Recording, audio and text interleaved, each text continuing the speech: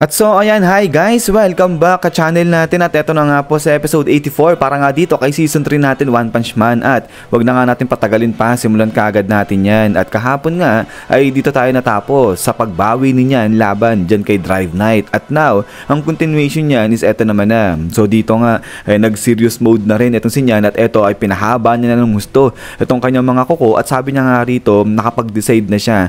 Alam niya na kung paano niya tatapusin itong si Drive Knight at dito rin sa kabilang banda ay nag-prepare na ulit etong si Drive Knight at sabi niya nga dyan na parehas sila nito ninyan. Alam na rin daw ngayon ni Drive Knight kung paano niya tatapusin etong si Nyan. So ito simula na ng round 2 para sa laban ng dalawa na to at pagkatapos nga niyan is dito nga nagpakawala na ng pagkarami-raming slashes etong si Nyan at then is boom!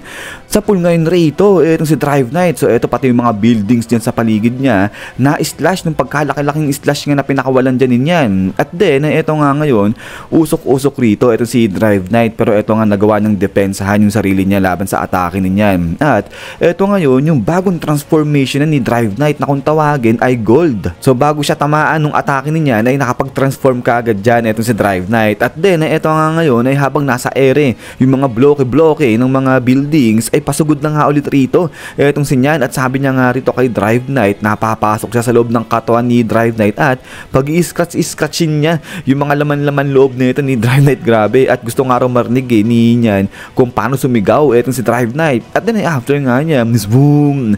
So dito laglagan na itong mga debris ng mga building. So yung si Drive Knight ay sinalo lang itong pagkalaki-laking bloke dyan ng bato habang si Nyan naman sumuot sa mga cracks ng mga buildings na nga to, sa mga bato-bato na nga na to. At then ay dito nga ngayon sinira lang ni Drive Knight itong malaking bloke yung sinalo niya. But then ay bigla na lang umatake nga rito etong si Nyan galing dun sa may ibaba at eto nga cut castigation ulit yung binahanat niya dyan kay Drive Knight. So dito ay depensa lang etong nagagawa ni Drive Knight laban dyan sa mga slashes na pagkalaki-laking binibitawan sa kanya ni Nyan. So grabe, barrage of slashes yung ginagawa ni Nyan laban nga rito kay Drive Knight pero focus lang dito etong si Drive Knight hanggang sa ma-detect niya na nga etong life form na nga to. So si Nyan nakita niya na sa ilalim nito ng mga debris so kaya naman ito buwelo na ng suntok etong si Drive Knight at pagkatapos niya bam!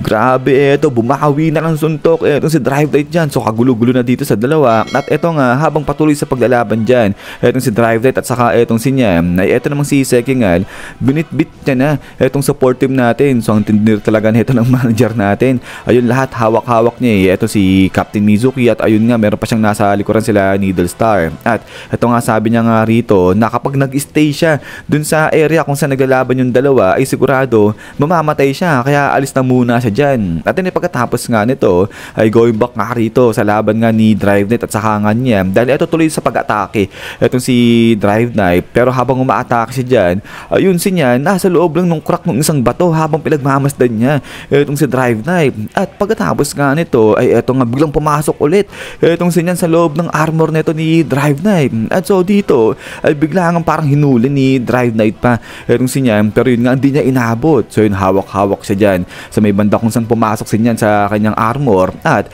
eto ngayon biglang sabi ni Nyan aba talaga naman di na raw talaga ba matututo etong si Drive Knight. Alam naman daw ni Drive Knight na kaya ngang pumasok ni Nyan kahit sa mga konting maliliit na butas lang. So slow learner daw etong si Drive Knight. At eto nga ngayon ay try pang hulihin ni Drive Knight etong si Nyan pero ito nilalaro-laro lang ni Nyan etong si Drive Knight dyan hanggang bam! Bigla niyang inatake dito, bigla niyang kinalmot ng pagkalaki-laki etong si Drive Knight. So grabe yung impact, di para ng konti rito itong buhok nga dyan ni Drive Knight. At pagkatapos nga niya ay eto nga ngayon usok-usok dyan etong si Drive Knight. At eto habang nasa loob lang ng armor niya ito si Nyan tatawa-tawa lang tong halimaw na nga na to. At sabi ngayon dito ni Nyan na oo malakas daw, super lakas itong bagong transformation na ginawa nga ni Drive Knight pero sigurado kumakain niya ng pagkarami-raming fuel. Tapos siya nandito lang daw sa loob ng armor nito ni Drive Knight kaya useless silang kwenta itong ginawa niyang transformation dyan. At eto nga ngayon biglang tawa na ng parang demonyo dyan etong si Nyan. Sabay sabi niya nga okay sige, sisimulan niya ng atakihin itong mga laman-lamang loob nito ni Drive Knight. At pagkatapos nga nito spam!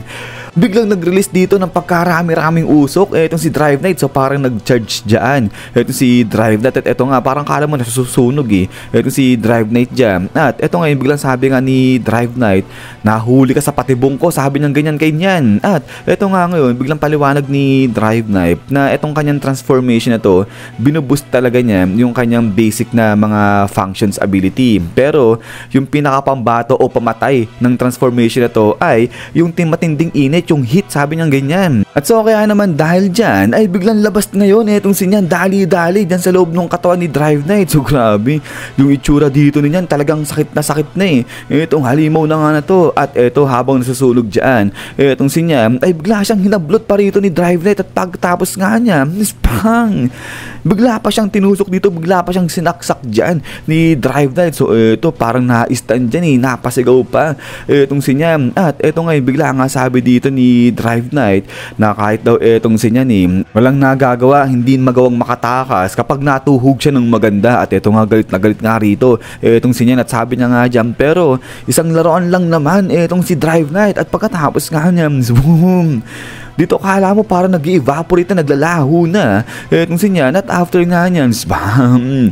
So dito grabe, talagang umusok tuloy, talagang nagliab na dyan etong si Drive Knight. At saka nga etong sinyan, so yun, tingin-tingin lang dito etong si Sekingal kasi nga ang taas nung apoy, ang laki nung apoy na biglang bumalot doon sa may area nila Drive Knight. At pagkatapos nga nito ay dito nga mula sa loob ng malaking apoy na nga na to ay naglalakad na etong si Drive Knight. At eto nga bit niya na etong sinyan. So grabe, yung bit niya dyan kay niyan, ikala mo pusa eh. But anyways, ay pagkatapos nga niya na eto nga ngayon, biglang sabi nga rito ngayon ni Drive Knight, target eliminated. At eto nakuha niya na yung katawan ng isang threat level dragon. At eto ngayon natuwa etong si Sekingal, sabi niya nga dyan, Drive Knight, nanalo ka, sabi niya ganyan. At then ay pagkatapos nga nito is yan guys, so hanggang dito lang itong sa episode 84 natin.